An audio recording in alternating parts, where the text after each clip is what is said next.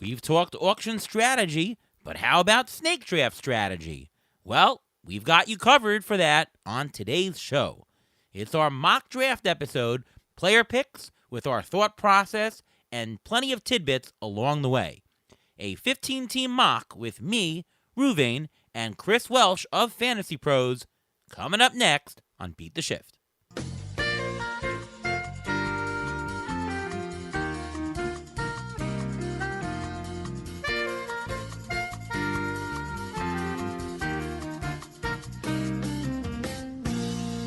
And welcome to another episode of the Beat the Shift podcast.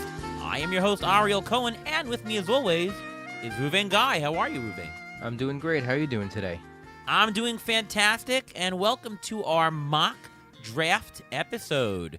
That's right, we're going to be doing a mock draft right here on the podcast. Joining us is Christopher Welsh. How are you, Welsh? What's up, gentlemen? I am doing fantastic. Good to hear your voices. I got to see you a couple months ago, hang out with you. We all got to hang out in the outfield together, had the time of our lives. Love you both, and I'm glad to be here doing some mocks with you. That's right. Ruvain got a ball in that home run derby that we saw in Arizona, and that was a great fun time. Bunch of podcasts, bunch of great presentations, and great to talk to you today. Yeah, I remember when Ruvain got the ball, we all took a picture together like we did it as a team. We were like, guys, we did it. We did set the over-under, I will let everybody know, at 1.5 home run balls, and we went under, unfortunately. But thanks to Ruvain, I know. It was so much fun fending off those 10-year-old boys that were getting out, going after the ball, pushing them, shoving them. That was a lot of fun. Yeah, they were treating Ruvain, by the way, like it was hockey. Like he had it, and they were just slapping him, bada, bada, bada. They were just they were trying to get to that glove. It was a great moment, the whole thing. Yep, good job, Ruvain, tackling the 10-year-olds as you usually do. No problem. All right, well, it's our mock draft episode, but of course we do have to have a little bit of strategy to talk about what our thoughts are going to do. And so we've talked a lot about auctions here on the show, but this is our snake draft. And so let's start with you, Chris. What is your very general snake draft drafting strategy? Give me some hitters. Give me consistency and give me lockdown guys early on. Kind of jump into it. I mean, general strategy is being as balanced as possible, not punting. I'm a little bit more hitter heavy and not having stolen bases dominate my thought process because so many more guys are doing that nowadays. So, really the best way to say it is be as balanced as I possibly can be.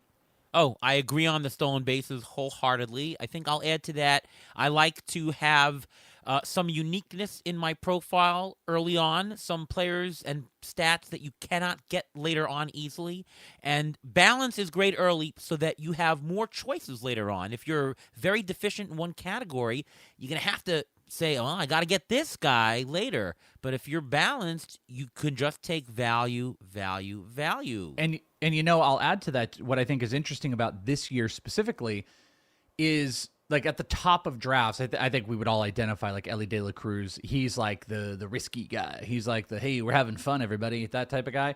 But there are a whole lot of using air quotes, risky shots you can take, but they're later. And I feel usually in fantasy, they're not as late as they are this year. From O'Neal Cruz to the rookies in the Jackson Churios and the Wyatt Langfords, injured guys like Mike Trout, Jazz Chisholm, they're falling a little bit.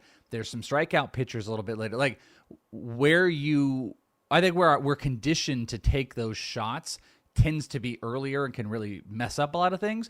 They are later. So that's what feels so good about having that really solid core balance early on, is you can kind of pick and choose, and it mitigates the risk when you do, because you should probably take a shot or two, in your drafts on some big major upside, and having that balance just kind of levels the playing field if you swing and miss.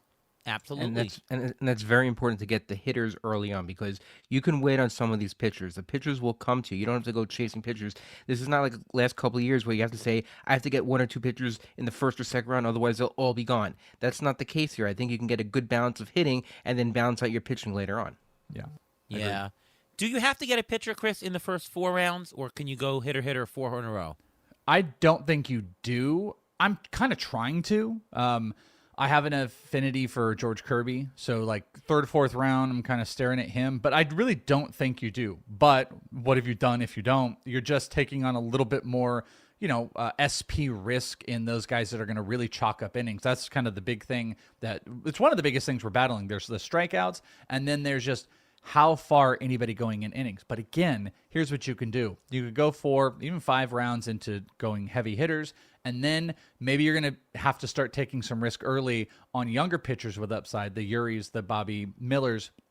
But then at the same time, you can spread out some of those picks with higher picks of Eflin, who looks a little bit safer. And even later, you can get those inning eaters in the Shane Biebers that can help, Jordan Montgomery's that can help kind of balance out some of the risks you take early. So if I don't take a pitcher in the first, let's say 4 or 5 rounds, I might try to play a little bit more upside with my SPs in that 6, 7, 8, 9 range, and then start paying attention to maybe really the best way I can say it is like some boring SPs. Like I said, the Biebers and the Montgomerys, some boring guys to kind of balance out that SP roster that I put together. So I mentioned round, but I really should talk about what format we're talking about here. And obviously, everyone who's listening to the show plays a different format.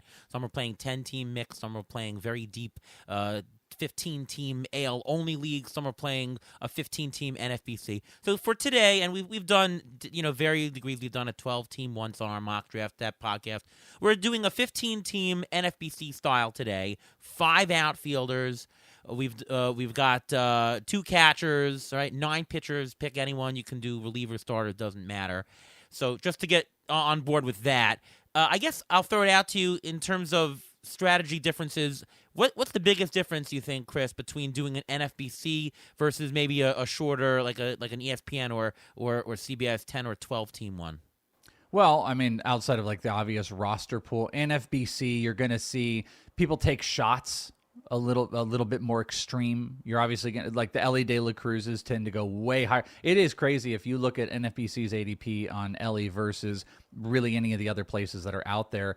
I would say they're big, but there's even been like astronomically big. Like the early CBS stuff versus where Ellie was in NFBC is kind of eye opening. But in those formats, and if people are playing like standard roto formats on ESPN or Yahoo or something like that, 2 catcher, the catchers are going to go up really high. We're going to see closers. This is not a punt place. This is not a place where most people are going to experiment with punting. You are going to see closers go high. You're going to see catchers spread out where you're not going to see them, I think, in some other, like I said, standard formats. That's also what skews ADPs a little bit more. And then, just coming back to it, it's really about just making sure that you're not punting those categories, give or take whatever's going to happen with stolen bases. Like in previous years, it's SBs. That's what everybody's chasing. It still happens more so in NFBC than I think any other format. But as we were talking about earlier, like it's kind of the playing field is a lot more even with stolen bases. We can get 20 stolen bases in the 80s or the 90s. You can find 20 homer, 20 stolen bases in that same range. And you can find handfuls of guys that are going to at least chip in, 10 to 15 stolen bases well outside the top 100. They're also pretty good offensively efficient players. So as much as stolen bases are going to bump up here, in an NFBC, I would be prioritizing that balance because I don't need to go through some of that chasing that happens in the NFBC draft and hold styles. All right, so you mentioned closers and catchers. So what would be your plan? How would you tackle closers in this format? How would you tackle your catchers? Well, I'm currently in the middle of tout, draft and hold. I've been with Ariel, by the way, and I did not make it out. Ariel's a monster in touts. Always is. So this time I'm in. I think I'm so glad to be away from Ariel too. By the way, like I might have a chance to win this year. But I'm in the draft and hold, and the only difference is it is OBP, so it's NFBC style draft and hold for tout. And I'm saying all this because I went early-ish closer in the 4th round. I snagged Josh Hader. I would like one core closer to one guy that I know I can count on. That's going to, get me saves, that's going to be out there every day. I don't have to think a lot about it. But then I don't really feel the need to try to like double stack. I'll just get somebody later. When you're doing this, does it matter what KDS you had? Does it matter if you're how you're going to balance it out? Are you looking more for catchers and going to match them with a reliever on a turn? If you're on a corner, if you're on the turn or something like that, does that affect you at all? Yeah, I do feel like if I'm more on a wheel spot, I actually do start to think like I could double tap. The double tapping, like if I'm pick like 13, 14, or 15, that does come into play. Also, knowing you have such a long stretch between, you're going to have to start taking some shots. I'm right in the middle, so it didn't necessarily affect me, but KDS can absolutely affect closers. I might be different. Obviously, in a 2-catcher league, catchers' values are going to go up. This is going to be way more reminiscent. This is like, it's a fallacy, I think, that everyone deals with. But if they're not aware, this is why I say it a lot. When you look at ADPs, NFBC is kind of they're the primary to start. But when you look at those NFBC ADPs and you are getting set for your roto drafts on ESPN or a head-to-head categories on Yahoo or a points league or whatever, you're looking at NFBC style format and it bumps catchers up like crazy. So their values get all wonky. So just make sure you understand that. I say all of this to say I'm just not a big catcher guy. I think the gaps between catchers are the smallest across the board at this position than any other. So I don't feel the need that I want to go and grab them crazy early. I think there's depth. Both of my I've done a couple DCs right now, and I think of like the 6 catchers I've taken between those DCs, like one was a mid-round guy, but I tend to live in the little bit deeper pool. Once like 7 or 8 catchers are off the board, then I'll start paying attention and filling out there. But catchers are going to go early, so I prioritize closers over catchers in this format. I see a hot spot for catchers in like the 10th to 12th round, and Sure. then I'll take anything late. Like that's my general strategy there. Closers, I don't believe in taking the top closers. I think when you're pushing up Devin Williams, Edwin Diaz into the 3rd round already, it's such a high cost, and the return on investment is very low.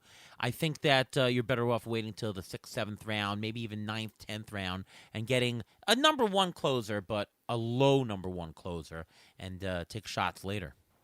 Yeah, and it's rounding out a little bit more, so we do know the names. That's been something in years prior where it's like, oh well, there's 9 guys that we know are more guaranteed. reason to go later in closers, right? If there's more, That's a good certainty. point, especially if you're comfortable with chasing and whatnot. Like I with catchers and closers, I do play the value card. I'm not going to be the first person that's going to take a closer off the board. I did take Hader, but Hader was like the 4th closer I think that went, and I got him in the 4th round. I like to, if I can be in that pool and it makes sense. I didn't like the SPs that were there. I'm going to do it. But to your point, if there was an SP I was really in love with, I might have held off a little bit longer. I'm very much about Camilo Doval, Johan Duran. Like there is a sweet spot a little bit later when you can get the value. You definitely should, but I think I'm draft spot 6, so there's a little bit of a gap between and a bunch of monsters in that tout league. So I push a little bit higher, but I do generally agree with what you're saying. Do you have a preference in your KDS? Do you prefer the middle? Do you prefer the ends? What do you prefer? I think 4 is I actually picked that here because you guys let me. 4 I think is my favorite spot because I get one of the great core players that falls. Like Acuna's his own planet, and we're just orbiting around. So like 1 is Acuna in this whole thing, but 3, 4, and 5 in my eyes, I'm getting an elite next, the not Acuna next great player, and then I'm getting a higher spot in the 2nd round. I will also say 6 is pretty interesting to me, and I've been moving Ohtani up, so I guess the best way to say it is like between 4 and 8, I think there's kind of a sweet spot, and if I didn't get that, the wheel I think is always, between 12, 13, 14, somewhere in there. I think that's a really great one, but 4 is my answer of where I'm really liking drafting right now. Yeah, so just in terms of, and we've talked a little bit about this on different shows, in terms of value proposition, I don't really look at the first 2 rounds. I look more of what is the value proposition for the whole draft, and that's why I think the middle is better. You can actually gain more incremental value by picking in the middle than you can at any of the endpoints. If I had to pick a spot to say what's the most value in the first 2 rounds, it's probably somewhere towards the end. It's probably, pick 13, 14, 15, because I do think that there is not that much difference from the top 4 to the top 12 or so. There's less difference than you think. And then I'd rather get that guy on the way back to get to double up on them. But but I don't care about that first 2 rounds. I care about the value proposition, the whole draft. And to me, the middle also suits my style. You don't have to reach that much if you draft in the middle. If you're drafting on an end, and you really like a player, you do have to reach multiple rounds. What's funny about that too is your spot 12. Even though you're like, I don't care about the first 2 rounds, like you get amazing players. Like there is 17 to 19 like almost first round graded players, and it's like when that's why even though you don't care, it's you're kind of rocking. Yeah, and a lot of time when you're in the middle, let's say 7, 8, or 9, you're probably in either beginning or ending a lot of the runs that go on during a draft, so you don't miss them. Like if you're pick 15 and a run starts at 2, the run may end at around 10, 11, and then you're pot out of luck whatever the run was, whether it's closers or catchers or stolen bases, whatever it may be. So being in the middle, you don't miss any of the runs by that much. Last strategy questions, just about stats. If you had to pick 1 or 2 stats, Chris, that you really want to focus on early on in the draft, what would it be? Power. That's I feel like it's so obvious, but so many years the trendy thing was speed. We're like speed, but nah, it's power. The other thing that kind of flows with it is I've really gotten into making sure it's really high batting average, and I know that's something Ariel, we talked about when you did a guest spot on Fantasy Pros. Like there are quite a few players that really pop in your system are players that project out with high batting average. Like Josh Naylor was a prime example of one of those guys. So, before Corey Seager got hurt, when you gave me a Freddie Freeman, Corey Seager start, I was elated. I got so excited about that. So, getting guys that are going to have higher 280 plus batting averages is a must, but or not a must, but it's like really great. But high end power chasing early on is something I'm definitely trying to do. I'm prioritizing it even a little bit more than speed. So like the Matt Olsons of the world really stand out to me. I think runs are important. I think that the draft is devoid of runs after like round 10. And runs, if you think about it, runs are actually the most correlated with success in fantasy baseball. Look at what the standings are in the runs category. Usually that's the story with the entire hitting category, because runs are correlated to everything. And if you had to pick a stat, Chris, that you think that you can most easily grab on the waiver wire so that if you're slightly deficient in it in the draft, it's no biggie? It's going to be weird, but I kind of think stolen bases. Yes, I agree. At this point. Okay, good. I'm glad you agree with me. I think that's the spot now, because I think there are going to be handfuls of players that you're going to be able to project out with double-digit stolen bases on every single wire. Obviously, you'll have the question like, okay, well, they're going to be good. But, I mean, look at last year. Ellie, Noelvi Marte came in, started stealing bases. I mean, there are so many teams that are pushing the SBs up really high that I feel that if I'm, let's say I project out at like 7th or 8th or something in stolen bases, I feel like with some wire work and maybe even a little bit of streaming, I could make up a couple spots in that relatively easy. Yeah. All right. Well, we're going to go into our mock draft portion of the event. That's where we do a mock draft and we talk about our picks and what's going on and a little bit of strategy each. So let me set the stage for you. We're doing, once again, an NFBC-style draft. We're only going to do the active roster slots. So there's going to be 14 hitter slots, 2 catchers. You got a corner, you got a middle, you got 1 util, and 5 outfielders. Of course, you got the first base and second base, and yada, yada. 9 pitcher slots. You can take any number of relievers, pitchers, no stipulations. But let's try to do what we would do in a real one, of course. With the 4th pick is going to go to Chris Welsh.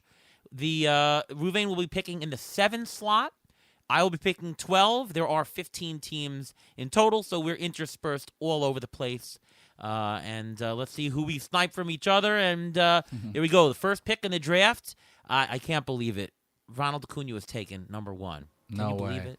Shocker. No way. Shocker. Have you seen any draft this year that he has not gone 1? I haven't.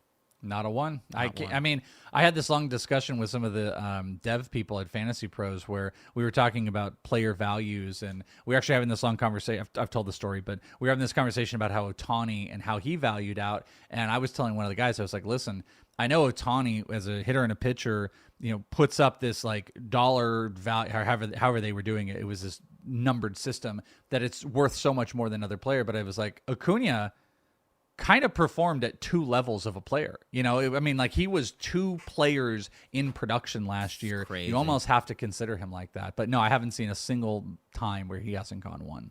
Absolutely crazy. All right, well, the next picks taken were Corbin Carroll was taken number 2. Bobby Witt Jr. was taken number 3. Chris, you're up. Yeah, that was a little bit of a surprise. Obviously, little homer in me. Corbin Carroll, I love. I actually have Mookie Betts ranked a tiny bit higher. I love the second base eligibility, even though I tend to put him in the outfield. But I have been doing a lot of battling with Julio Rodriguez as well because I'm very much into this team. It's 30-30. I know we were talking like, hey, we can make up the stolen bases, but this is one of those instances where, you know, you get your cake and you get to eat it too. Is that the saying? Or it's 30-30. I get the 30 stolen bases, 30 homers, solid batting average, good runs, good RBI. It's complete 5 tool. It's a pretty big no-brainer here. If I felt there was a discrepancy at second, I might be like, oh, okay, I want Mookie, but this is why I love 4, because I know I'm getting one of those great players that is going to have high first-round returns. So I'm taking him, Julio Rodriguez. That's my pick. All right, Betts went 6, and Freddie Freeman went Betts went 5, Freddie Freeman number 6, up to Ruvain. Wow, I was sniped. I really wanted Freddie Freeman at seven there. Usually he's been going there. So when I'm looking at the board now, I'm just looking for value. I mean, and Kyle Tucker, he's going in top 5s in most drafts, and to have him fall at 7, you get the stolen bases, you get the runs, you get the good batting average and a good lineup, everything, all you can ask for a top round pick. So, and if he falls to 7, I don't think I can pass that up. So I'm going to take Kyle Tucker. All right, Tucker it is to Ruvain. Strider went, Soto went, Trey Turner went, and Fernando Tatis Jr. So my choices are, you got a Jose Ramirez, a Matt Olson. Could take Cole, Judge, Yordan Alvarez. The highest value on my board here is Aaron Judge. I do like an outfielder in this slot because the outfielders are thin later. I'm pretty sure of the power. Now you got Soto protecting him, or he's going to bat him in. Either way is good. I'm pretty sure I'm going to go with Aaron Judge for number 12. Do you get the itch to do pitching early on? No, I think that you really need to lock down a player. I think that if I was picking 14th, 15th, and Strider was still there, and even Cole, I would give that a wick. But once Judge is still available, still one of the acceptable outfielders that I would love, I can't pass that up. You're back up. Back up to me is right. Let's see who went. Ohtani went. Cole went. So I'm not going to pick a pitcher now. Jose Ramirez, Olson, Bryce Harper. What's left is some of the corners. Devers, Alonso, Lindor. Austin Riley is still there. I have Austin Riley valued pretty nicely. Third base is scarce. I like him a touch better than Devers. Gets you a nice base and everything.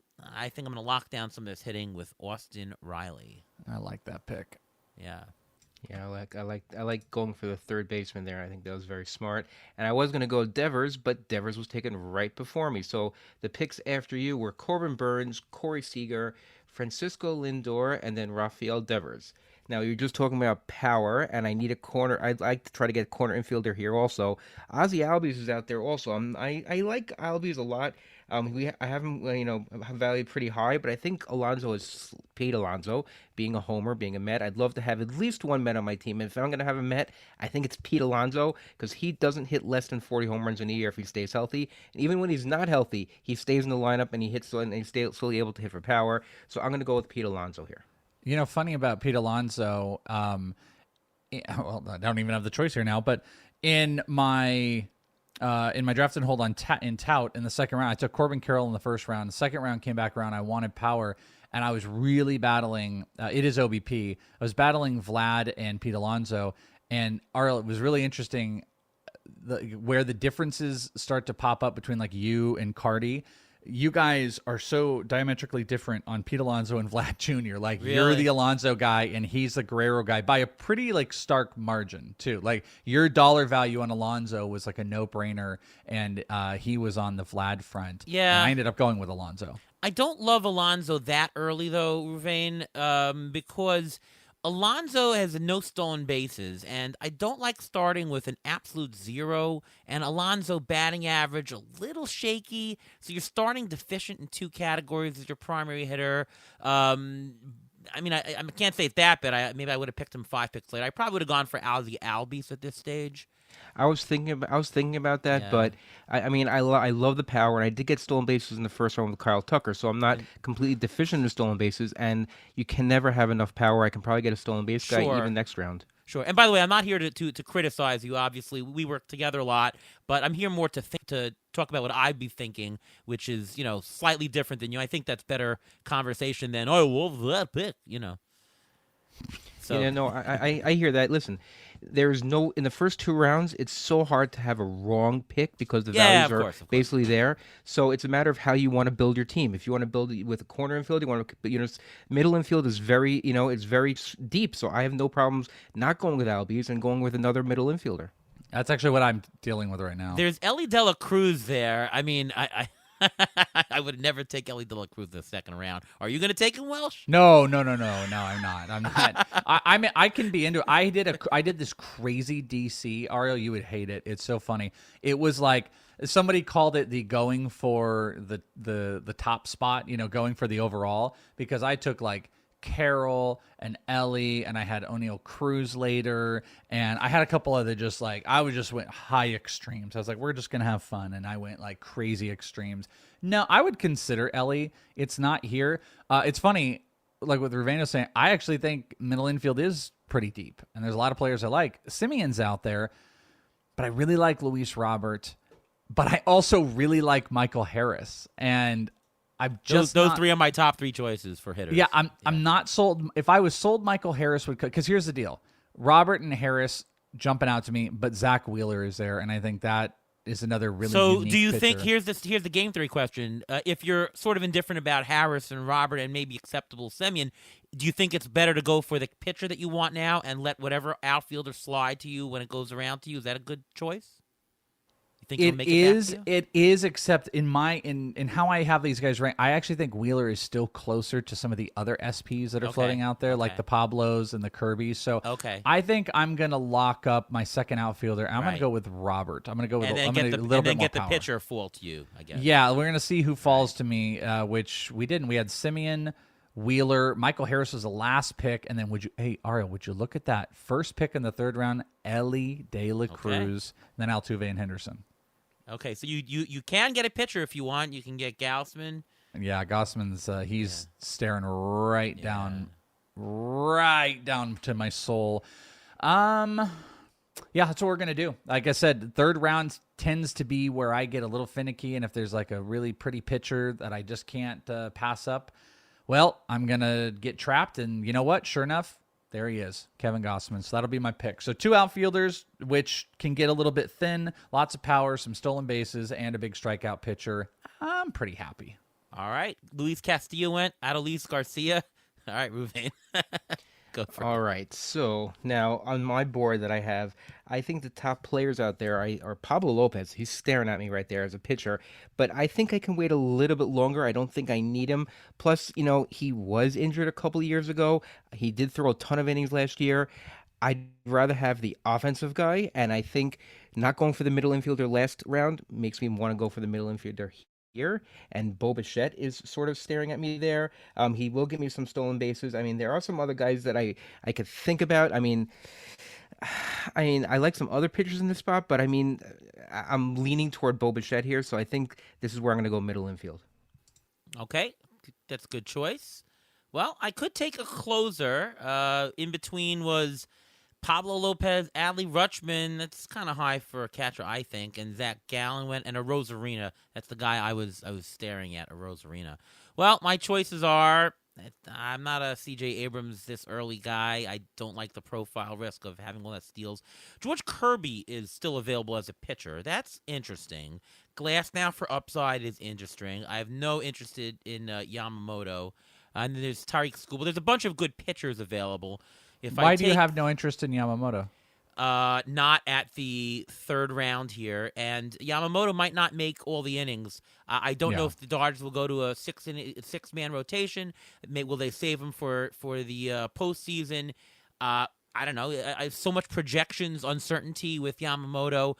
He's not going to return more than a third round value, so it's a definite value loser for me here. Gotcha. I just wanted to hear. I mean, I think it's going all over the board on like where his value truly is going to be. I think maybe one of the most valid things is like, oh, he might only have 150 innings, and that's hard to return that value if that's the innings cap. Yeah, I already have an outfielder. Nolan Jones a little bit low for me. I don't want Royce Lewis. I think I'll go with a pitcher. George Kirby, I think you can make a case. I love that walk rate, stable. You know what? Let's do that, and I'll grab a hitter on the way back, or maybe even a closer if I do it. So George Kirby, let's do it. I love that. Yeah. Okay, well, it's back to me again, and Yamamoto went. Great. I didn't want him. Trout went. C.J. Abrams, guys who I didn't want. Perfect. Devin Williams went. Aaron Nola went. Yelich went. I could go Edwin Diaz. That is interesting. I can jump up Goldschmidt. I can go with Hader. I can double up and get another pitcher, but I do have my anchor already. You know what? I don't love the pitchers who go in here, so I am going to I'm going to go for the closer because I'm sort of at the end. I don't know who's going to come back to me. I'll focus on some hitters later, and I'm going to go for my guy from the Mets and sound the trumpets. Let's go Edwin Diaz. I'm going to have some fun on this one. Not like me to do closers this early, as I said earlier, but I love the strikeout potential him. I paid a fourth-round value. I don't know when the closer is. All right. Let's give it a chance. And I already got my other pitcher, so I'm still missing a hitter, but I'll go hitter next. Look at Ariel, the fun guy, having a little bit of fun. Yeah, here. why not? Why not? 2 homers picking Mets early. What's the odds of that happening? Yeah, so after you, Matt McClain went, Nolan Jones, Machado, and Paul Goldschmidt. That brings me on the clock. I have 3 hitters. I'm looking at the pitchers, and there's one pitcher who is just staring at me. He's given you 200 innings last year. He can give you 200 innings. That was his goal going into last year, and that's Logan Webb. Plays in a good park. It's very hard for me to say no to him at this point. I could go Class A, but I don't have him valued as high. There are some pitchers that are valued similar to Logan Webb. I'm thinking maybe like a Framber Valdez type or a Max Fried, but they're I like Logan Webb's park. I like his ERA and WHIP, so I'm going to take Logan Webb here. Oh, you sneaky little Rouvain, because that's where I would have gone. I think I would have taken Logan Webb had he got here to me. So you broke my heart, and I started a pitcher's run too. Yeah. We had Tyler Glasnow and Max Fried go. Kind of an interesting trio there, Ariel, of Webb, Glasnow, and Fried. A lot not like each other. Yeah, and good that you took Webb because you can see the pitchers of depletion. You got the guy you wanted, so good spot for that, Rouvain. Yep. Well, I am up in the 4th round. Hader is here. I didn't know if I wanted to go nuts with closers. I'm not in love with the hitters, kind of like you talked about. I do like Royce Lewis. We're still in that, like, are we too high? There's a couple hitters that I like. There's no big loves. Tariq Skubal is here if I wanted to double tap pitching. Interesting. But I think in this format, we're going to lock down Hader because that gives me one of those elite closers like we talked about. And did Edwin Diaz go? I picked him. Yeah. Oh, yeah. You took him. Yeah. So that just kind of solidifies to me. Yeah. I'll get Hader. Doke, you got another pick here. Royce Lewis is gone, so you can't get him. Clase went, Duran went, so that was a good spot to go. And you never know with closers; they can go earlier than you think, later than you think. If you're the first guy, you're better off than getting a guy who has to reach and take the last guy. I think. You know what they say: if you're not first, you're last. Yeah. Ricky Bobby. All right. Boy, I'm gonna do something you are gonna hate. Ariel, you're gonna hate what I think I'm about to do. I'm just kind of peeking around here to see if I can talk. I don't want to talk myself out of it, but I'm just trying to see if there's anything I can mess around. No, so you're gonna hate it, but O'Neal Cruz. So it's one of my favorite picks this year. I told you, like, you set yourself up for, where can I take my shots? Where are some of the value plays? I would have liked to get him a little bit later, but like I screwed this up on FantasyPros because I rank him really high. He's volatile, but I'm optimistic about the strikeout improvements before he got hurt and before the end of the previous year. one of the hardest hitters in baseball. Your projections alone almost have him at a 25-25 guy. So I think it's third-round returned value. 15 team, I got around the 60s. I have him ranked higher. And ADPs are a little bit lower. Health-wise, you think he'll make it the whole year? I think there's a decent shot at it. Okay. He's young. I don't like. There isn't a long this. Actually, I think like Jazz Chisholm is exponentially more risky than O'Neal Cruz. Yes, so Jazz for sure. Ruvain, are you concerned about O'Neal Cruz making it through the year? No, I mean his Okay, injury was okay. really a freak thing. I'm more concerned with Yeah. Jazz Chisholm. He's had a lot of chronic things going on. He can't seem to stay on the field either. So, But Cruz has the I'm going to run into a wall syndrome, though, right? yes, but he plays shortstop. He's not an Aaron Judge playing center field. So I'm not as concerned. Yes, he'll try to run through a catcher, which he may not do now. Maybe he'll slide head first and break a finger. But you never know. But I think Jazz Chisholm is more of an injury risk just because he already had a surgery for a turf toe, which affects his feet. I know O'Neal Cruz had the ankle, but it was a freak thing, and Jazz Chisholm wasn't necessarily a freak thing. It was more like a chronic type long-term injury. Okay. I think I would have taken Nico Horner instead of Cruz if I was going to go middle infield route. See, I'm so out on Nico Horner though. Really? That's the thing. Like, well, but you love high batting average guys. I think Nico Horner. Well, also you talked about it. If you think runs are at the tippy top of value, like. That is his core. He is batting average, runs, and stolen bases. If the stolen bases continue, and then the others are absolutely depleted. So I get why the value is there. I think he's pushed up too high. But again, those are just philosophical differences. He is. Yeah, I probably would have liked him at the end of the round. But all right, listen, Cruz, upside guy, definitely has the talent. I mean, per plate appearance, he's been great. So.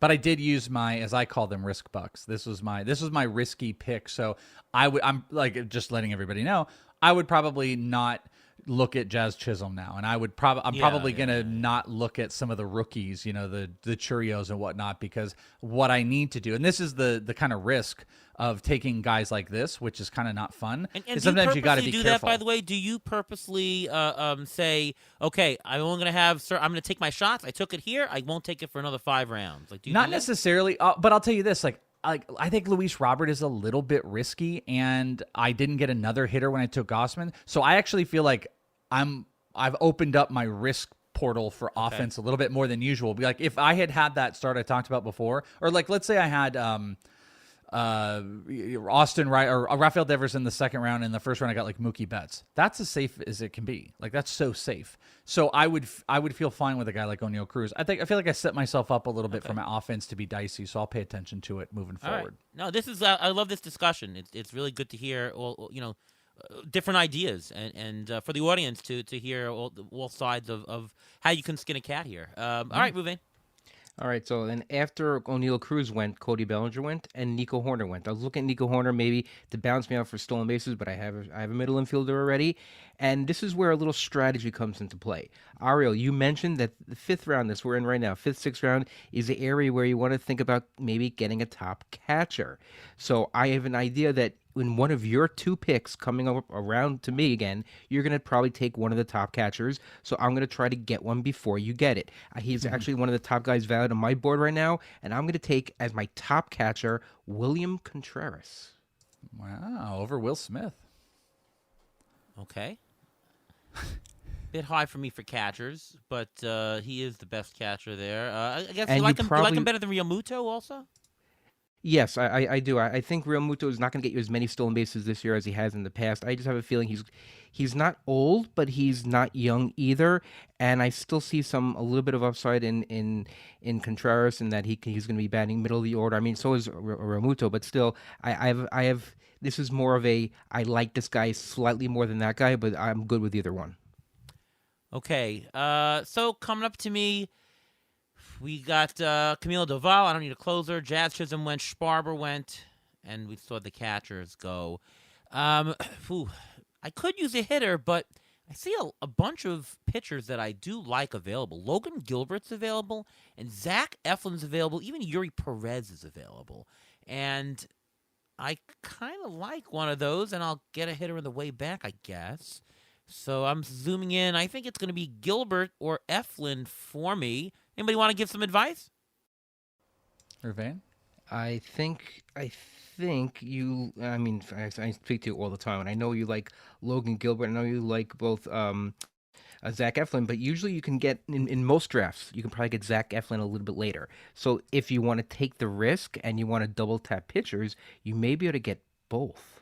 Though I will say, I love the Eflin idea here too because I like the low variance of like I don't have to worry about the walks. He's like one of those like Kirby, Webb, Eflin. They just make your rotation great, and then you can do a lot of stuff built around them. Where sometimes, like I did with O'Neal Cruz, sometimes you are reacting to the rotation. You don't have to react with Eflin. I will, and the thing I wanted to say is he is number 6 on the Fantasy Pros pick predictor. So he definitely could fall, but just based on what's going on here, he may not.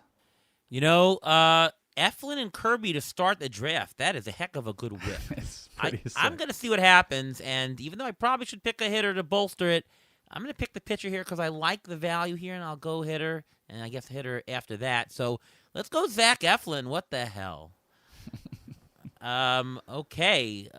You got Eflin, Bregman went, Snell went, Arenado, Josh Lowe, Kodai Senga, Will Smith, and Logan. And can you believe Gilbert's. it? Logan Gilbert is still sitting there. All right. So strategy. How stupid is it to take Gilbert now? Because I already have Kirby, Diaz, and Eflin. Am I crushed on hitting if I just go pitcher? I just don't think so. I don't think so. There's still some really great hitters back there.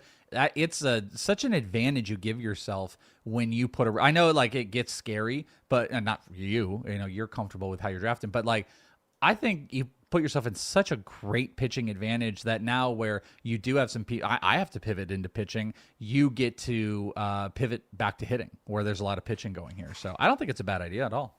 You know, it's a mock. Let's give it a try and see how that build will go. And I mean, that's a nice staff. Gilbert, Eflin, and Kirby paired up with the number 1 closer or a top 2 closer.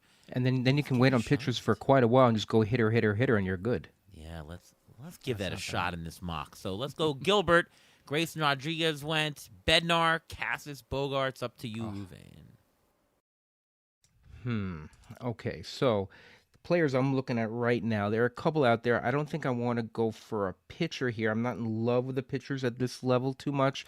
I'm not, Yuri Perez is interesting to me. Do I want to go a second pitcher? Just, same thought like you had. Yuri Perez, I don't have value that high, and I think I'm just going to go hitter here. So the hitter that I'm looking at is probably one of the most underrated hitters every single year, and that's Brian Reynolds. I think he's one of the top numbers on our board. He's an outfielder. Outfielder gets very thin very quickly, so that's my choice. Yeah. Had I not had to, I mean, I knew as soon as you said like he's underrated, I'm like, oh, you're saying Brian Reynolds. I knew that's where you were going to go. I already had 2 outfielders, but had I not, like, I love Brian Reynolds on every team. He's just the glue guy. Eflin's a glue pitcher. Brian Reynolds is a glue hitter. I love those players that just kind of fix it all back in. So I've got those rookie pitchers that are sitting here. Yuri Perez. I'm a big Bobby Miller guy. I have Bobby Miller slightly ahead of Yuri Perez. I don't think I can get either one of them, or I can't get both of them. I think I can get one. I'm considering double tap pitching here, and then I'd be kind of putting myself in the same Ariel situation where I'm pretty heavy on pitching. I just don't I'm not the hitters either. All right, here's what we're going to do. We're going to lock down Bobby Miller, and let's see what happens. So Bobby Miller, SP2 here. Well, I've definitely pushed up the pitching with all my pitching being taken, right? It has a minor effect. You did. Well, Luis Urias just went. Yes. Joe Ryan, Glaber, frickin' Torres is probably where I was going to go. Yuri Perez, Teoscar, and Yandy Diaz. So Glaber going kind of changed things up for me. I should have probably taken him, but I really love Bobby Miller. But see, that's what killed. Then this is like overthinking it. I don't think Bobby Miller would have been there because Yuri's not either. Ha-Seong Kim is still here. He's kind of falling a little bit. I'm just not in love. I'm in like, but not in love. I think what we're gonna do is we are talking about a player. All right, you know what? Let's go Ha-Seong Kim. We'll go with some runs, and we'll go with some stolen bases. A lot of steals, as well. Yeah. That was a tough one. Well, I thought I could get Cole Reagans later, but he just went 2 picks after, so boo. Yep. And now, in the meantime, who else went? Let's Iglesias. see. Cole Reagans, Raciel Iglesias, Hassan Kim, Yandy Diaz, Teoscar, Yuri Perez. Yeah, okay. So, okay. Interesting. So, I'm looking at my roster, and I'm one of the only teams left in this draft that only has one starting pitcher. So, I'm looking at the starting pitchers out there. I'm not in love with all of them, except I can live with one of them because I trust him. He is my guy. Ariel knows this. He's been my guy already for 2 years. So Ariel, you already know who I'm talking about. He gets a lot of strikeouts. He's going to be on a team in the NL Central. So I'm going to take Justin Steele here. Yeah. I think he's a good strikeout guy. He's pretty knock on wood. He's been pretty durable. He's their number 1 or 2 pit starter. He's going to get a lot of wins, I think, and I think he's a good pick here. Do you know he's my new best friend? Did you guys know about this? Is he your new best friend? Yeah, I was with him about a week ago. He is the coolest guy. Really? He lives DFS and Wow. been humble brag, just DMing with Justin Steele. He loves fantasy sports too. So if you didn't already love him, just let you guys all know there he is one of the coolest dudes. Excellent. All right. Excellent. Good for you, Justin Steele. All right. Well, Luzardo went, Romano went, Jackson Churio went, and Josh Young. I'm light on steals, but the highest valued player on my board is still there. I was eyeing him for a round already. Nick Castellanos. I think it's a nice spot for him, undervalued. I don't have a question in my mind. It's him. So I'll take him. In the outfield, I do have to look at the steals a little bit because I don't want to get so far behind. Coming up, there is Jordan Walker is available, does steal. You got a shortstop in Dansby Swanson. Seiya Suzuki, George Springer. Springer steals a couple of bases. How confident are you that he's going to last and I mean, in the outfield, I don't know if Justin Turner is going to be DHing a lot. I'm confident he's going to continue being out there. And I also think he's just like, he's a pillar of consistency, if you will. Like he has had a within 10-point batting average differential for 4 straight years. He's been in the 20 homer range for 3 straight years. His stolen bases have actually ticked up for 4 straight years. I like Springer. I like him leading off, especially if the Blue Jays pick it back up. I think that's a solid pick. Okay, I could do that. I could also do Andres Jimenez, who might fit my profile a little bit more with the heavier steals. stolen bases. Yeah, yeah. I got the Riley and Judge. And I just got Castellanos, so Andres Jimenez should steal 25. He stole 30 bases last year. I think for the position spread and for he fits the team better. I'm gonna try to balance that a little bit with Andres Jimenez. So let's go for Andres. Are you as soon as Welsh talks up the player? Let's do something. Well, different. it's a thought process, No, no, I know. Just yeah. As Springer just went moving right before you, so you didn't get him. Yeah, I was really hoping he'd false me after you built him up like that. And another guy I was eyeing was Evan Phillips, who also went there. I mean, how can he's the closer for probably the best team in baseball. Why would you not want to take him as one of your top closers? I don't understand why. I mean, people think they're going to trade for a closer. He is the guy. His ERA and WHIP have been phenomenal the last 2 seasons. There's no question in my mind he's going to be the closer. There's no reason why he should have, I probably would have taken him in your spot, Ari. I probably wouldn't have not gone, if you didn't have Diaz, I probably would have gone closer there. So that's what I'm looking at right now. I'm thinking maybe I can go closer here. I'm not thrilled with the guys out there. I mean, there's one closer I think is probably at the top of my list right now, and I think I'm going to go closer here, and that's Tanner Scott.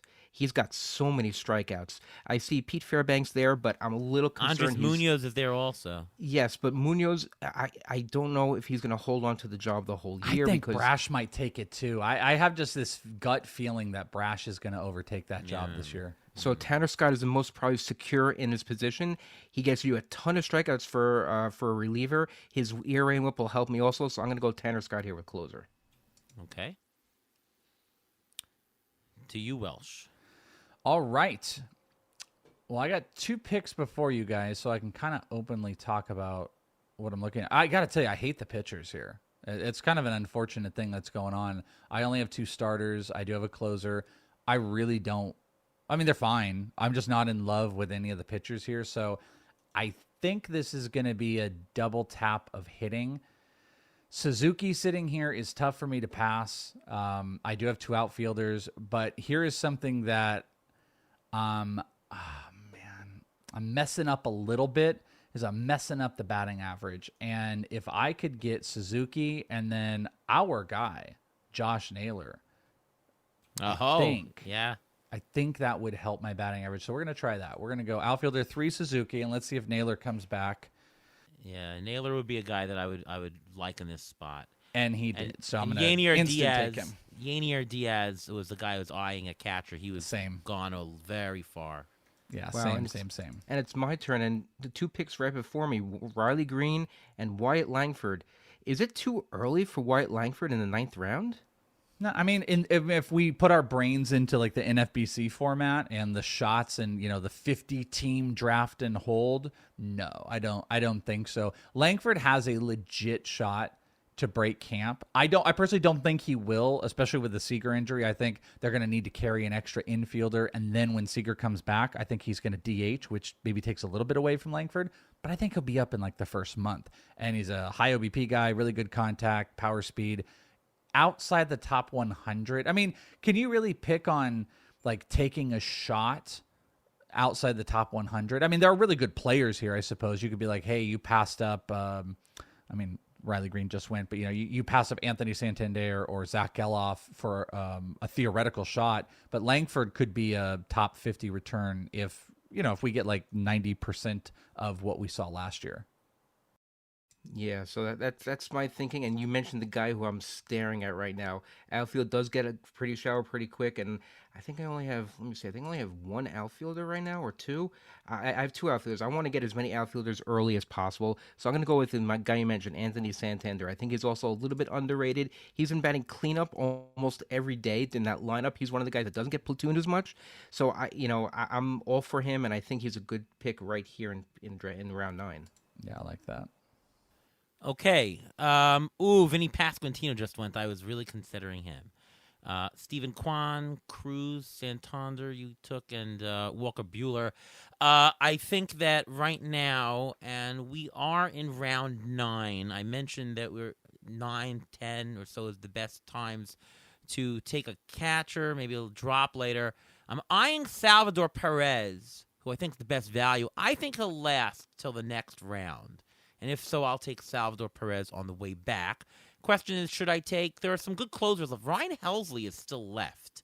And that's a 9th round. Is not too expensive to take him. I like him. He seems to be coming back. I could take like a Chris Bassett, but I have enough starters. You know what?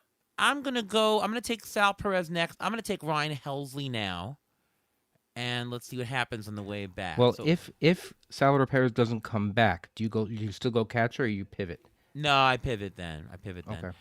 Mullins went, Fairbanks went, so good thing I took a closer. Esteury Ruiz I was considering a little bit. Hoskins went, Galoff when I was considering him also. Strand went. All right, well, my guy, Salvador Perez is there, so we'll take him. Okay. Bassett just went. Yeah. Bassett went. Verlander. Sonny Gray. And Munoz went. So I think I picked the closer in the right spot. And now I got Munoz Diaz, which is a very good. I'm good for closers the rest of the draft, pretty much. Yeah, and now I'm looking at my roster, and I got a catcher. I got 1 corner, 1 middle, and a bunch of outfielders. I'm pitching. I'm pretty good. I don't think I'm gonna go pitcher here. I don't think it's 100% necessary. So I'm looking around, and what position usually goes. I hate to take him this early. I'd want to take maybe a corner infield here, or I can take a risk on a pitcher. I'm trying to talk myself out of taking a pitcher here because I really don't want to.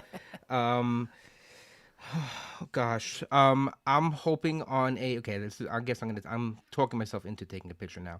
I'm gonna take a risk on a pitcher. I think this is around where I could take it. I think where he is right now in what team he's on. Is a little hint of who I'm taking. I think he'll have a better opportunity to get a lot more wins. He's not on the Red Sox anymore. He's coming off an injury. He did pitch at the end of the year, so he's healthy. I'm actually going to go with Chris Sale here. I think he will bounce back a little bit. I don't know how many innings I'm going to get out of him, but I think after him, the pitchers are going to start dropping. So I think I'm going to take him because I don't want to get those pitchers on the next level. All righty. Soler, Cal Raleigh went. Up to you, Chris. Okie dokie. Back to me.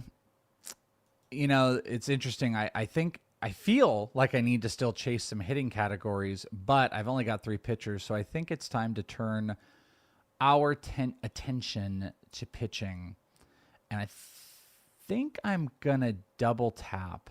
We do have a few closers still out there. Clay Holmes, specifically, is kind of staring at me. And that's what we're going to do. All right, so we're going to get a second closer in Clay Holmes right here. And that's a mid-round one. I feel like I can feel pretty good about that. The picks that, and it actually made a decision easier for me. Ty France, Estrada, Sean Murphy went in there. Anthony Volpe, who I like. Jordan Montgomery, and Jarren Duran, another player that I like. Jordan Montgomery was kind of on that list because I feel like I need to go SP. And I am going to go with an innings eater because I have Gossman. Bobby Miller, there's a tiny, maybe a little bit of risk. This is a boring pick, a little bit of a homer. I'm going to take Merle Kelly with Arizona Diamondbacks. Good defense, good offensive support. I like the wins. I know I'm going to get big innings. And I do want to say my heart absolutely broken because I love Michael King. I almost took him there. Yeah, was praying to God he was going to come back, and he went 2 picks after. So no Michael King for me. Oh. And now I'm looking at the board, and another category that I see is about to make a gigantic drop, in my opinion, is third base. And I'm looking at the Marlins again, and they have a third baseman out there that I'm a little bit interested in. He hit very well after his trade. I think Jake Berger fixed my team here because if I'm going to get a third baseman later on, it's going to be much lower level, and Berger will give me some power. So I think I'm going to go with Jake Berger here. Well, as soon as you said that, I'm like, uh-oh. I was eyeing another third baseman, and I'm like, uh-oh, he's going to take him. But you didn't. You took Berger. I'm going to go Alec Bohm. Oh, man. Batting average, he's going to have 20-something homers. You've heard me talk about him on the show here. Alec Bohm, this is the right spot. What are we in, round 11? Yeah, Alec Bohm it is. Fits me, and he's first and third, so now I can, for my next corner, I can get first or third. It makes me more flexible. Let's see. Nate Lowe is available. It's a little high on ADP, but I do value him, and he fits the profile here. I love it. Not enough steals, but it's out of the first base. I'm not going to get steals anyways. He's going to get those runs and RBIs. I always talk about how you need him. If I can't get Josh Naylor, Nate Lowe is a good backup that I like. I am going to go Nate Lowe. And now I've pounded the hitting for a bunch of rounds. I can go anywhere after this.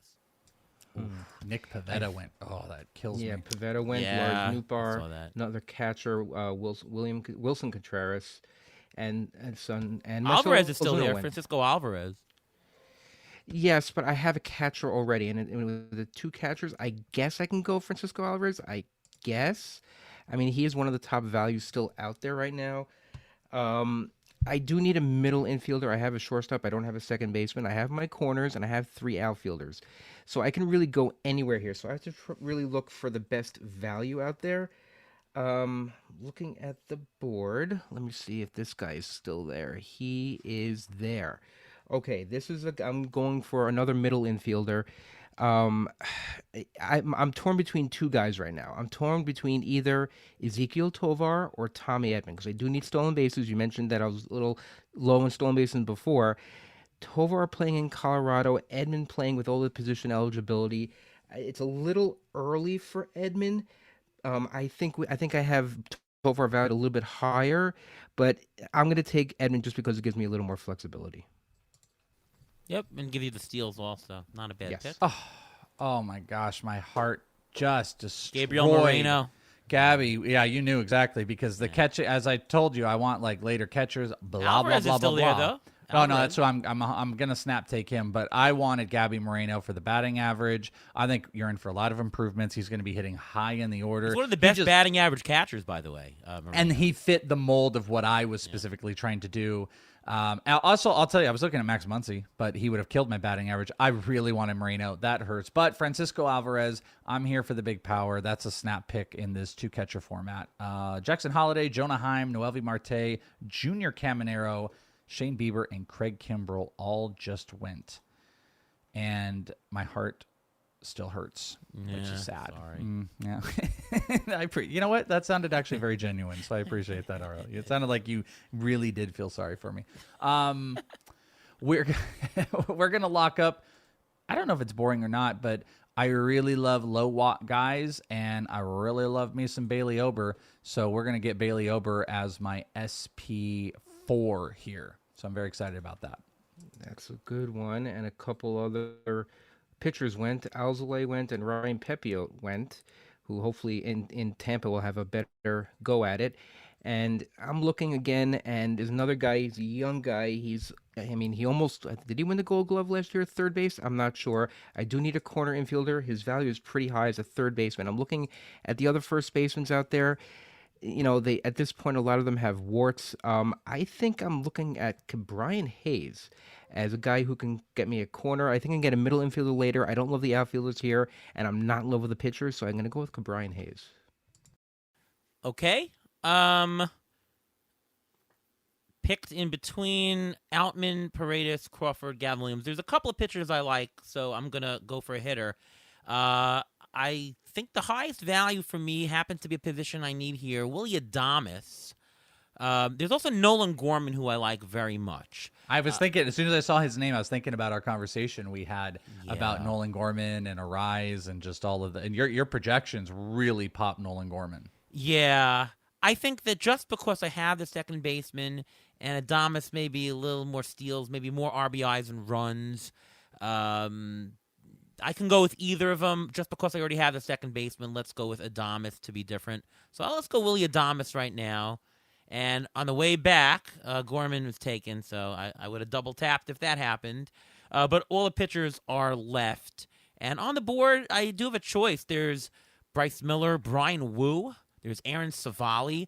Yeah, it's a good choice between. There's also a Hunter Brown, Darvish, and Berrios. So I like some of this group here, and I'm thinking here. I think for me, it's between Wu and Savali. I'll leave Brandon Fott for you. Welsh. Thank you very much. Can I hear a Ric Flair Woo? Brian. Woo! Oh yeah, that was good. That was good. Yeah. I will go with Brian Wu because I want all Seattle Mariner team. I already have a bunch of them, so let's go Brian Wu and let's go Mariners this year. Oh, there went Darvish. Yes, there's a whole pitcher run here, so I'm gonna follow up on this pitcher run because there is another guy out there who, and for some reason, I'm getting a lot of Marlins on this team. I like Braxton Garrett. I think he'll give you a lot of innings. He seems pretty safe. He pitched pretty well last year. I'm not concerned about any injuries right now. I mean, he's already has some shoulder soreness already. They already mentioned it last week, but I'm not overly concerned about that. So I'm not. So I think I'm going to go Braxton Garrett here just because I think he will give me some innings, and it seems like I like a lot of Marlins on this team. I was also thinking about Trevor Story for the shortstop because he gives more steals even, but he scares me, Story. His Story scares me, and I already have a shortstop and I already have a second baseman, so I'm not desperate to get Story at that point. Plus, how many games is he going to play? All right. Well, I am. There's a couple options here. So, I mean, I could actually take Trevor Story. I have a middle infield spot open. I don't need the speed though. What we're going to do, because you mentioned it, and I can just feel it coming, I'm going to lock up Brandon Fott. I'm not going to let Fott get past me. Robert Stevenson, Polanco, Bryce Miller. But see, that's the pain. I know he's not sexy, but Jared Kelenic, I really did not mind as my fourth outfielder. I think he's going to steal more in Atlanta. Who's that? Ballpark factor. Jared Kelenic. Never heard of him. Yeah, there you go. And he went. And he's so good that he went to pick right before you. And then he went right before me. So, I mean, it's not sexy. I acknowledge it for anybody that's getting on me about it. All right. Well, I've got a couple to say. I don't want to say them either because then I'm gonna tip my hand, and I don't want to ruin. Because we're gonna get you in a mock draft. Yeah, you're gonna get me. You know what? Actually, like we talked about before, maybe I can snipe. I'm gonna take Trevor Story. I'm gonna lock up that middle infield, little power speed combo. Certainly, I would have taken him if he came to me. But yeah. Yeah. Okay. Interesting. MJ Melendez went. Jenkins from Minnesota. Trevor Story. So, I'm looking at my board right now. Who I have? I have a catcher. I have one middle infield, one shortstop. I have middle infield open basically, and I have a couple outfield spots as well as I can pick a pitcher if I want. I don't love the pitchers who are here right now. I'm not, unless I it's too early for Shota Imanaga, so I'm not going to go him just yet. So I'm going to look at the guy who I mentioned before. I think I'm going to take Ezekiel Tovar. I'll still get the same guy I wanted before. He gets you some stolen bases. He plays in Colorado, and my middle infield would be nice and solid. I would have taken him also because I needed the steals. Between me is Vaughn Grissom, also interesting one. Logan O'Hoppe, Imanaga went Turner. The other guy I was really eyeing, the highest value on the board for me, and I do need outfielders, Christopher Morel. He'll get a little bit of steals. He'll get some good runs and RBIs.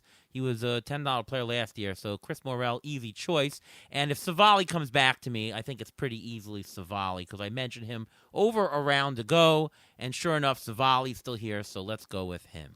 Yeah, Monica was the guy I didn't want to say out loud either, because that was who I was hoping would come back, and then you said it, and then he went. And... Imanaga, according to Derek Carty's The Bat, says that the Cubs should have signed Ariel Cohen instead of Imanaga. He's so bad. Carty really, the Bat really does not like foreign players, or rookies. Or rookies for sure. That we knew already. Yeah. That's interesting. See, now we're in round 16, so really getting to the weeds here of who you want to take, what categories you need, and I think I'm willing to take a risk here. This is round 16. I think I'm willing to take a risk. I do need an outfielder and a guy who's always been injured, another Boston guy. He just now in Boston, Tyler O'Neill. He can give you stolen bases if he's healthy. He can get you some, he has some power. If he stays healthy, all is a matter of health. I think I'm willing to take an outfield risk here in round 16 with where is he? Tyler O'Neill. Oh, it says here that Christopher Morel is only eligible at DH, not outfield. Not yet. Not yet. Not yet. Or it depends on your format, actually. Okay. Well, that's interesting. All right. Well, unfortunately, that means I'll need an extra outfielder because this software won't let me do that. Although I'll drop to a $1 outfielder because obviously I'll assume that Morel would be in that slot. I didn't realize that, and that's another thing you should always know. Know your league rules and know your settings. Obviously, this is different software. We're using some other system other than the NFBC, but you should definitely know your own your whatever your league settings are.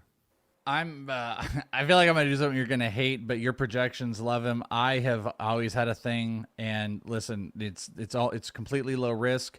He wants to steal 30 bases. He's gonna get outfield eligibility. I'm taking Byron Buxton. So I was actually considering him at this spot. Yeah, he says he wants to steal 30 bases. I believe him. But is this enough of a discount to take him already? I mean, could you let him go by? I mean, would you take him earlier than this if he was available? I don't think so. Yeah, I mean, I think 230s. We're around 200 something, 230, 230, 240 overall. Like, this is a great time to jump on that. And he would be my outfielder 4, and he plays, and he'll lock in at util. Well, there's another thing here. Gosh, let me take a look. How bad a homer am I? Oh, I have 2 Diamondback pitchers, but Lourdes Gurriel. That you want to again talk about a guy that's going to hit 3. Pretty decent batting average. I could use that. Good power numbers came out here. It's just a solid outfielder for a position that we're kind of chasing. I'm going to snap up Lourdes Gurriel here for technically my 4th outfielder, and Buxton will be able to qualify there. Yeah, okay. Not bad. Interesting. And in the meantime, Jeremy Pena went, and a closer, Carlos Esteves. I only have one closer right now. I'm looking at the list. I don't love the closers out there. There is a guy who I'm looking at, but I think I'm going to wait a little bit. Hopefully, he'll come back to me.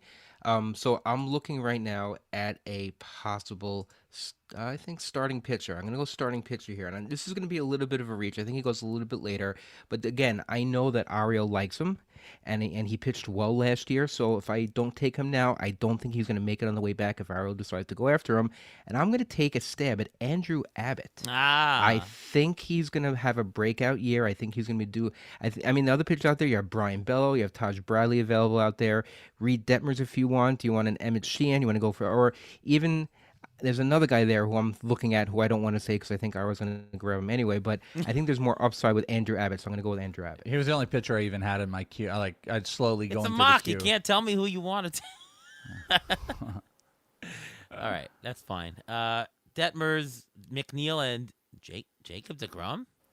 Okie dokie. Okay. I would not have picked. System. Yeah, I would not have picked Jacob deGrom, but okay. That's fine. The highest guy on my draft board is Ryan McMahon, and that he fits a slot here. Again, it's a lot of RBIs. It's Colorado.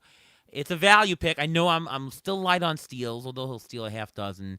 But yeah, I'm gonna go with Ryan McMahon and get that lock down my middle infield. I do get another pick on the way back. Nobody that I would consider was taken, so I can go. What now? We're getting into the here's the positions that I need, and I need a second catcher, which I can go later, and I need a bunch of outfielders, and I've got enough starting pitching, I think, that I can just take a shot later. So I guess we will go outfielder, and I haven't taken this guy a lot, but I'm gonna go with what's his name? I'm gonna go with Milwaukee's Sal Frelick. Upside pick. This is the part where I definitely do want upside pick, so let's go with him. Sal Frelick. Might get you some infield eligibility too. Actually, I was just at the Brewers the other day, seeing Pat Murphy oohing and on all over Sal Frelick working with the infielders as well. Yeah. Yikes. And the closer that I wanted went 2 picks before me. I was looking at Matsui because he pitched today and he looked very good. He did. He look looked good, yeah. very, very good. But he's gone, so I guess I have to pivot from that. I don't think I need a starter here because I took a starter last time. I think the starter I want further down the road is still going to be available. I do need some power. My stolen bases are nice and spread out. I really need an outfielder. The top guy who I have, I think I really like Ryan Mountcastle here, but I don't think he fits me, so I don't think I'm going to be able to take him. I have an outfield spot. I have a utility spot. See, this is the question. Do you go after the top value guy if you have the utility open, or do you go after the last outfielder and have to get outfielders later? I tend to want the value. I want like the best bat in that util spot, but that's me. Yes, which is what I'm thinking also. That's why I'm going to go with Ryan Mountcastle here. I don't see how I can't. His second half of the season, when he came back from injury, he was electric. He was amazing. He almost carried me and Iro to a win in NFBC. So I'm going to go with Ryan Mountcastle here. I've been a huge fan of his for the last couple of years, and I want at least one Oriole on my team. Okay. All right, a couple White Sox went there. Kopech, Vaughn. I feel like Brian Bayo is just too good of a value right now, so I'm gonna snatch up Brian Bayo for that. Might be my last. No, I have one more pitching spot here, and then I actually don't have a third baseman at this point, and I'm swimming in a pretty low pool here. Matt Chapman a little bit earlier was the guy that I was looking at. Don't need stolen bases. I actually am looking at the third baseman I'm looking at. I'm just not sure that I need to jump to try to get them right now. So I'm going to get a corner infield spot, and I'm going to pick up Josh Bell. I think Josh Bell is another one of those. Just those little core guys that fit, batting average and everything. Definitely went too late. I had my corners all looked up. I was looking at him, but I don't have a slot for him. No. Good. I'm looking at my roster as Lance Lindwith, Kyle Harrison, and I need another closer, or at least a reliever. I have only one closer so far. I'm looking. It's kind of ready slim pickings here in round 19. I mean, I guess I can go. Brash is available. Brash is available. Will Smith is available. I think I'm going to go with Brash because I do think he will end up with a closer job. Munoz had a problem staying healthy the last couple of years. He spent some time in the IL, so I do think Matt Brash has the stuff to be a closer. So I'm going to go with him and hope he will be one of the closers. He's going to be a dart. Is that your second, or is that like your third in hopes you're going to get some more? Because I'm getting one who's a maybe here. I'm probably gonna go with another maybe down the road, just because, or get a middle reliever who may become a closer. Gotcha. That's my thinking there, because the starting pitchers I don't love at this level, and it's all these are guesses. So I'd rather guess on a reliever than a starter because I can always get a starter on the waiver wire. So I'm gonna go with Matt Brash. All right. Well, I was hoping that Nestor Cortez would fall to me. He didn't. That was the guy I was thinking of. Yeah. That was the guy I was thinking of. Yeah. That's too bad. Okay. I can go with a pitcher like Edward Cabrera. Who's anybody like him or not? I just the inconsistency just always gets me. Love the strikeouts, love that. I didn't actually even hate some of the trade stuff that was out there, but I don't know. I think this is a perfect time to take him. Great strikeouts, blah blah blah. But I don't fall in love. Okay. There's also Griffin Canning, who's interesting as well. I think Canning will last to the next round, so I'll wait on that for now. There's also Mason Miller. That's interesting. But I'm not going to do that. The only positions I have open are catcher and an outfielder. Catchers available. Well, there's Stevenson, Kirk, Elias, Diaz. I think I can wait a while on that. So let's pick the outfielder. Brian De La Cruz just went. There is Giancarlo Stanton, but he doesn't fit my profile. Could take a chance on Chris Bryant. There's also Jake Fraley and Whit Merrifield, who might complement what I need even more with the steals. So I think between Fraley and Merrifield is what I would do. And you know what? Fraley does have enough of a base in steals. He's interesting. Will he play at all at Cincinnati? Yeah, I think he will. He had 21 steals last year. Yeah, let's go with Jake Fraley. Okay. On the way back, I can get the pitcher, or I can fill out something else. Yeah, let's go with the pitcher. Let's go with Griffin Canning that I just talked about. Okay. Getting into we're round 20, so just 4 more picks or so for everybody. Yeah, and I'm comfortable taking an outfielder here. I have one outfield spot left, and then I think it's going to be just pitcher, and catcher for me, and the second catcher. The pitchers I can live with. I can get another middle reliever later on, I believe. So I'm looking at outfield, and Austin Hayes has also been pretty underrated the last couple of years. He plays almost every day. He's one of the defensive guys, so I think his average won't kill me. I'll get maybe 6-7 stolen bases if at best, maybe 15 to 20 home runs depending on how much he plays and depending on how healthy that whole outfield is. So I'm going to go with Austin Hayes here because I don't love Stanton. I don't trust him, and I don't like his batting average because those are the two choices. I think I'm going to go with Austin Hayes here. Okay. All right. I have a catcher, a third baseman, an outfielder, and one pitching spot to fill. And I don't like most of the players that are left. They're all pretty bad. I don't want to see them anymore. And what I'm going to do, I'm going to take my last pitching spot. Oh, which one do I want to go with? We're going to go with Taj Bradley. I was about to go with Christopher Sanchez, but talked myself out of it. Paul Skeens went 2 spots before you. Do you think he's going to be up this year? No, I don't. So I think there's a possibility. I shouldn't say that. There's a possibility that he could be up. I think they're going to play it really light with him this year. And Henry Davis just went. Is he going to catch? Yes, I think he'll get some. I think he'll get that catching eligibility exactly and be enough. That's actually a really sneaky pick in a 2-catcher league. Sneaky. But it wouldn't have really helped a whole bunch in the. He went late. I went on Baseball HQ Radio today and said that he was a late round bust, but not at this spot, not at round 20. I've seen people take him quite a bit higher than that. Yeah, exactly. Well, I completely screwed the pooch on third base. Like beyond belief. Rengifo is there, and they actually did just say that Rengifo is gonna be hitting out of the leadoff spot. Chris Bryant is also there too. It's such a silly thing. I mean, we're in round like 300, but Bryant's kind of done. Rengifo fits more of a need for me. So my last 2 picks will be a catcher and a last outfielder. Okay.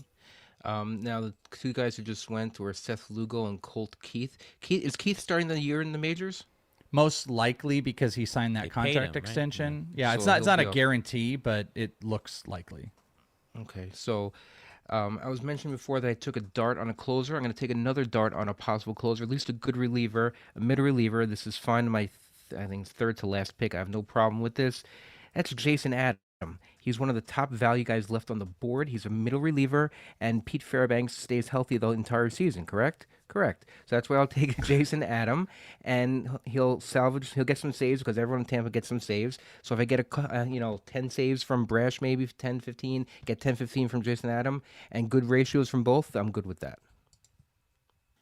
Okay, there's a lot of catchers available, so I'll wait to take catcher at the moment. But I was eyeing Merrifield. There's another guy that I am interested in for stolen bases. He stole 30-something stolen bases last year. Willie Castro also qualifies at third, but I think it's interesting. And Minnesota traded away Gordon, I believe. So I think there's some playing time upside with Castro. And he had like 450 at bats, and he stole 33 bases. So my team needs it. So let's go with him over. Merrifield's the other guy that I was thinking of, but let's give Castro a shot in this particular draft. It's back to me, so I need a catcher and a pitcher. There are a lot of catchers available, although I do see there's Elias Diaz and there's also Shea Langoliers. I like what Shea Langoliers did last year. I don't love that batting average, but 30 homers is really, really interesting.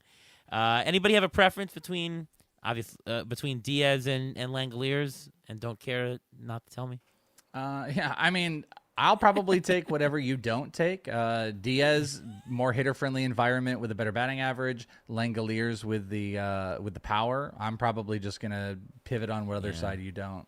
I think I have enough power on the team, so I'll go with Elias Diaz just because it fits my team better. I'm pretty indifferent between the two, just like you said. All right. Last two picks for you guys. Interesting. Yunior Cano went. Mason Miller just went, and Stanton just went. I need a catcher, and I need another pitcher. So I'm looking at pitchers, and I think the second to last round I can take a nice shot in the dark here. A guy who I think has a little bit of upside, and I'm going to go with Reese Olson from the Tigers. I want to get one of those young Tiger pitchers. He has pretty good upside. I mean, there are other pitchers out there. You want Christopher Sanchez from the Phillies, maybe. You want an upside maybe with Severino, who may end up being an opening day starter for the Mets, believe it or not. I have no idea. So at this point, I'll take some upside possibility. I'll go with Reese Olson. That's depressing that our first day starters could be Severino. Although I hope it's the old Severino, right? If that happens, I'm excited.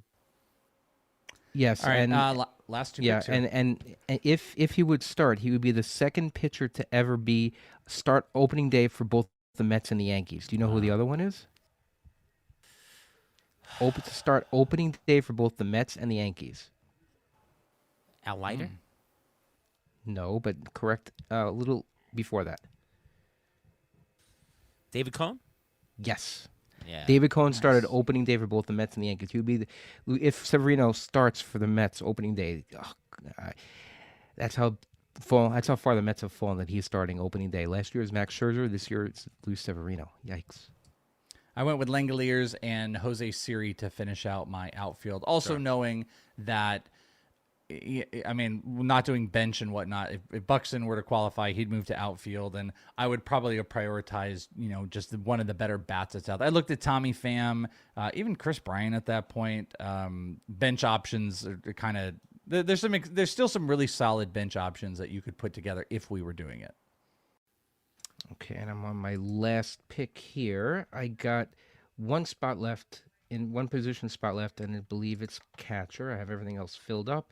Catchers that are available to me: Danny Jansen. You want a Yan Gomes. You want a Jake Rogers, who I kind of like. But I also see a guy who just signed a contract with Milwaukee. He will probably play a lot of DH, and that's Gary Sanchez. He has some upside at catcher, and I have no problem dropping him if he's not good and picking up the hot catcher. So I'm going to go Gary Sanchez here. All right, ex-Met, by the way. Yes, so is everybody else. So. For like a week. Yeah. Are we gonna do the insights after this? Like who loves and hates your team? Oh, look at us. Why not? I got one spot at pitcher, so Christopher Sanchez is interesting. Upside pick of Mackenzie Gore. Alek Manoah still available. That's interesting. I could also go. I do have Helsley. I could go with Giovanni Gallegos. Is that a good idea to get that kind of handcuff? What do you think, guys? I do. I don't trust Helsley. I don't trust the Cardinals. They haven't shown any level of trust in like, hey, this is the one guy and we'll never deviate from that. They do. If I'm taking Helsley, I am taking Gallegos. That sounds smart. So I'll go with your advice there. Giovanni Gallegos, that's why I locked down that Cardinal situation. Okay, that is it. So we're going to go to projected standings. Ooh. I got an A+ in my draft. What do you guys get? I got an A-. I got an A. Oh, okay. Biggest loser. Top 3. We got 4 out of the top 15 teams, the 4 of us. Excellent. Great job. Let's see. Expert opinions. Wow, I don't see myself on there that likes me the most. That's interesting. Chris Towers likes my thing. Scott Pianowski, Andy Behrens. Not bad. Scott White hates it. So CBS is split on my on whether they liked it. What about you guys? I've got just a couple things to it. Also, there's the insight page on Fantasy Pros is awesome because it'll tell you like, hey, what if the steals categories? I, by the way, had top 5 projected in homers, RBI, stolen bases, wins, and strikeouts. So that worked out. My dear friend Mike Mayer, who I'm going to be seeing in a couple days, Mike Mayer with Fantasy Pros, and shout out to Mike Mayer finishing top 5 in the accuracy rankings. He loved it the most. I loved my own team. O'Neill Cruz, Bobby Miller, Merrill Kelly. I was number 3. Corey Piper, Scott Pianowski also loved it. Who hated it? Can you freaking believe this? My co-host Joe Pisapia just hates it.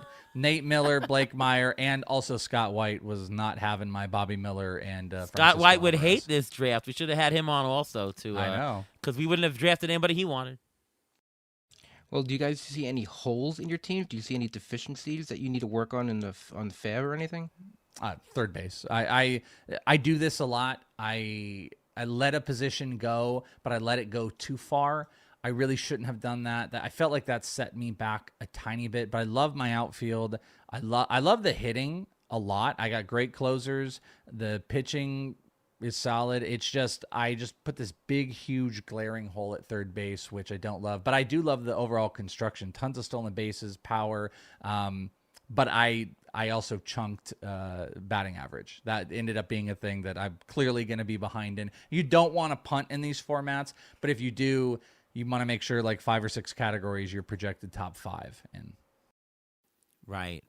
Not bad. And any analysis about this draft? I mean, this draft seemed pretty reasonable to what I would expect. I think players that I got came roughly at the rounds that I would get. Obviously, there was one guy that I reached for 2 rounds, one guy that went 2 rounds late. I took him, but for the most part, it seemed pretty chalk. I think. What do you think? Yeah, I think so. Ravane? Yeah. I think it went pretty as expected. There were some surprises, like you don't think Jacob deGrom was going to go that early in either even a live draft or even an NFBC, because who's really drafting Jacob deGrom in an NFBC? So there are some outliers, but otherwise this seemed pretty on par with what a normal draft would be. I definitely got. I think you sniped me. There were some snipe situations, but I will say it didn't feel. And part of it is preparation, listening to great podcasts like you guys, and hopefully maybe checking out what I do and mock drafting.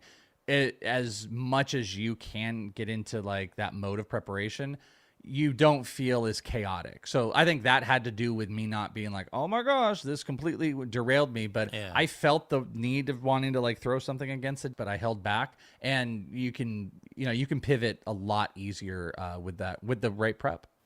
Favorite pick and least favorite pick. Let's go Welsh. Let's see. I gotta pull up my team here. My favorite pick that is not, let's say it's not O'Neill Cruz, because then we're getting all homery. Let's go with, are we talking like value or just like I'm a crazy person? Yeah. Just whatever. Whatever. I'll say Bailey Ober. I really liked getting Bailey Ober where I did.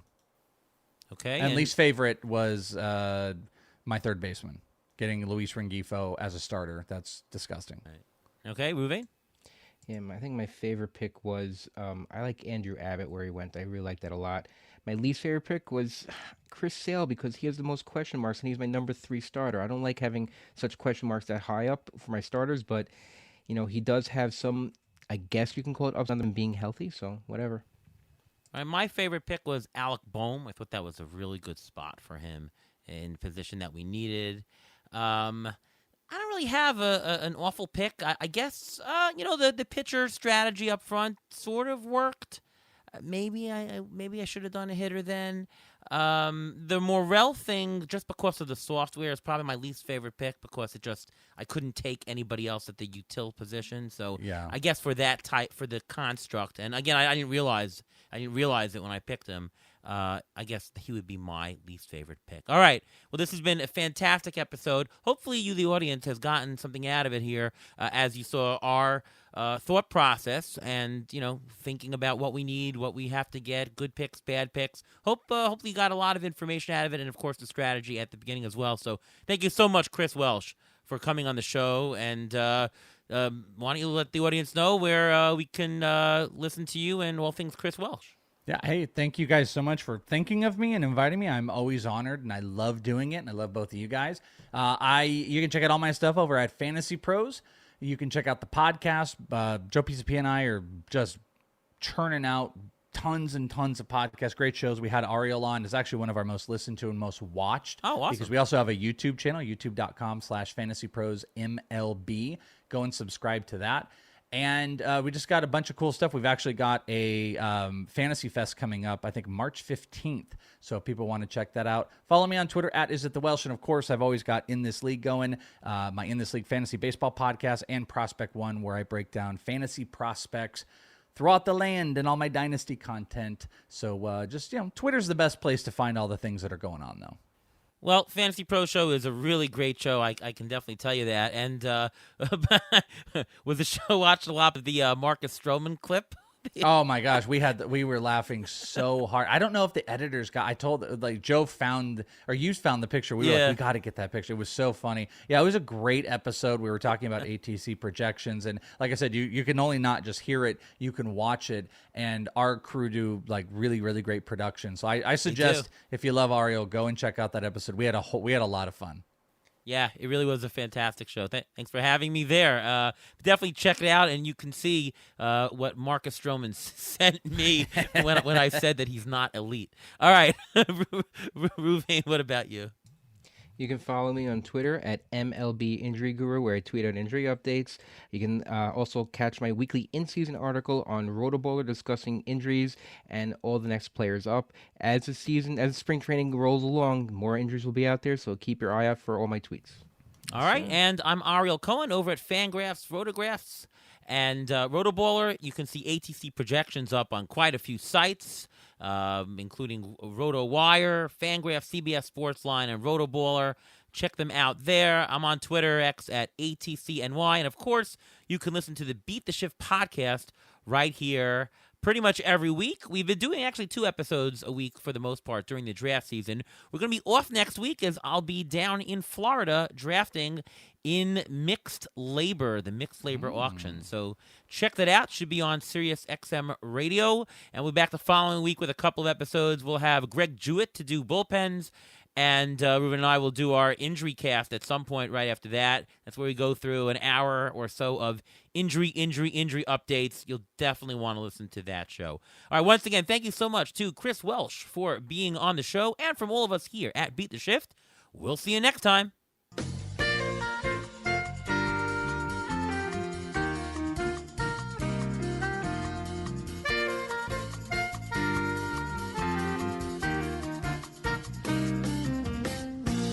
Thanks for listening to the Beat the Shift podcast presented by Fangraphs. Follow us on Twitter at beat_shift_pod.